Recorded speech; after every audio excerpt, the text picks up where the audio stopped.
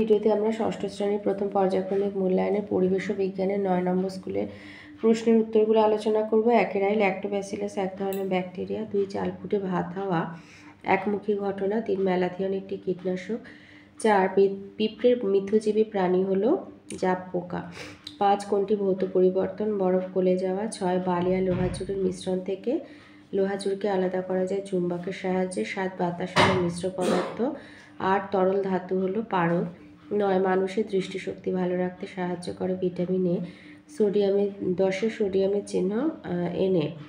2 এর আয়তে আছে এরিথ্রোমাইসিন নামক ওষুধ পাওয়া যায় ব্যাকটেরিয়া থেকে। 2 হিরে অধাতু হলেও তাপের সুপরিবাহী।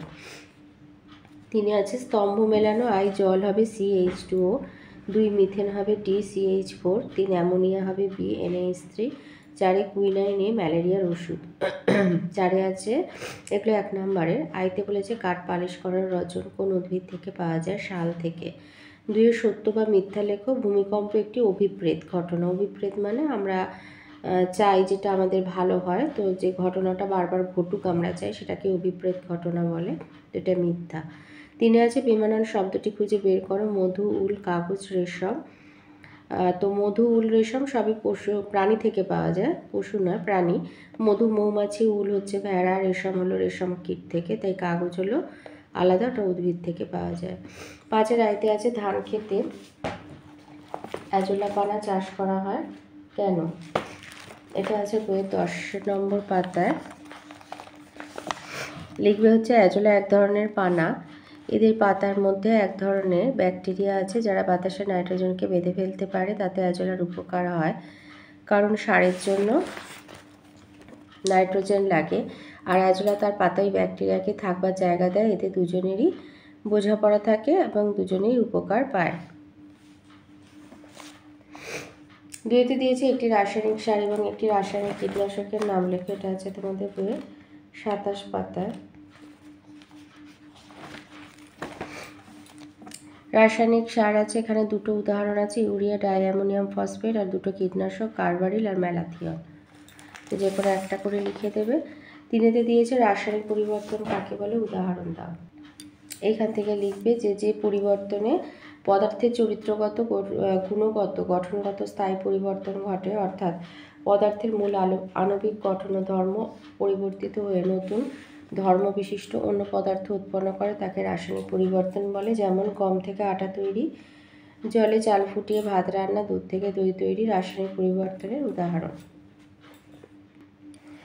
4 নম্বর বলেছে মিথজীবিতা কাকে বলে, আর সাগর কুসুম আর ক্লাউন মাছের মিথজীবিতা সম্পর্কে লেখো। এই যে মিথজীবিতা লিখবে প্রকৃতিতে 2টি বা তার বেশি ভিন্ন প্রজাতিভুক্ত জীব একে অপরের সাহায্যে বসবাস করলে এবং পরস্পর বিনিময়ের মাধ্যমে পুষ্টি পদার্থ সংগ্রহ করলে সেই ঘটনাকে মিথজীবিতা বা সিম্বায়োসিস বলে। যেমন অ্যাজোলা আর অ্যানাবিনা। আর দিয়েছে সাগর কুসুম আর ক্লাউন মাছ। এটা লিখবে যে ক্লাউন মাছ থাকে সাগর কুসুমের সঙ্গে, সে সাগর কুসুমের শত্রু, যেমন বাটারফ্লাই মাছকে তাড়িয়ে দেয়, আর সাগর কুসুমের খাবারের পড়ে থাকা অংশের ভাগ পায় ক্লাউন মাছ। আবার অনেক সময় ক্লাউন মাছকে তাড়া করে আসা প্রাণীরা সাগর কুসুমের শিকার হয়। 5তে দিয়েছে ধাতু অধাতুর মধ্যে 3টি পার্থক্য লেখো। ধাতু অধাতু 3টি পার্থক্য হচ্ছে, ধাতুগুলি সাধারণত দৃঢ় শক্ত, ওজনে ভারী হয়, অধাতুগুলি ভঙ্গুর হালকা নমনীয় হয়। ধাতু সাধারণভাবে তাপ ও তড়িতের সুপরিবাহী, অধাতু সাধারণভাবে তাপ ও তড়িতের কুপরিবাহী। ধাতুর ধাতব ঔজ্জ্বল্য আছে, অধাতুর ঔজ্জ্বল্য নেই, ব্যতিক্রম আয়োডিন আর হিরে। অথবাতে বলেছে সংকেত থেকে কি কি জানা যায়। 1 হচ্ছে সংকেতের সাহায্যে মৌলিক বা যৌগিক পদার্থের নাম সংক্ষেপে প্রকাশ করা হয়, যেমন O2 দ্বারা মৌলিক পদার্থ অক্সিজেনকে বোঝায়, আর CO2 দ্বারা যৌগিক পদার্থ কার্বন ডাই অক্সাইডকে বোঝায়।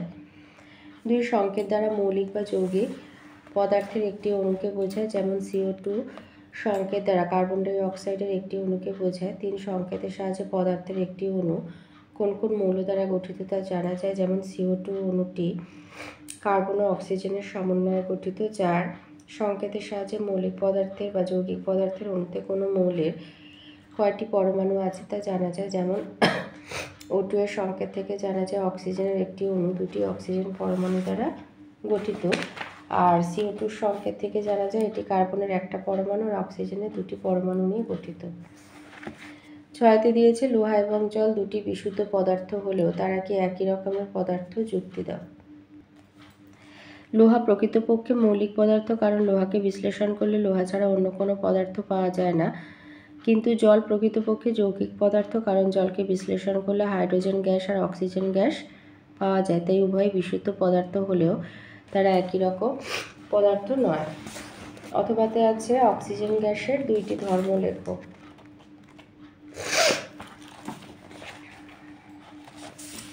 লিখবে অক্সিজেন বর্ণহীন গন্ধহীন গ্যাসীয় পদার্থ, বা 2 হচ্ছে বাতাসের চেয়ে সামান্য ভারী। বা এটা এইভাবে লিখে দিয়ে আর 2 নম্বর দিতে পারো যে অক্সিজেন কোনো কিছুকে জ্বলতে সাহায্য করে কিন্তু নিজে জ্বলে না।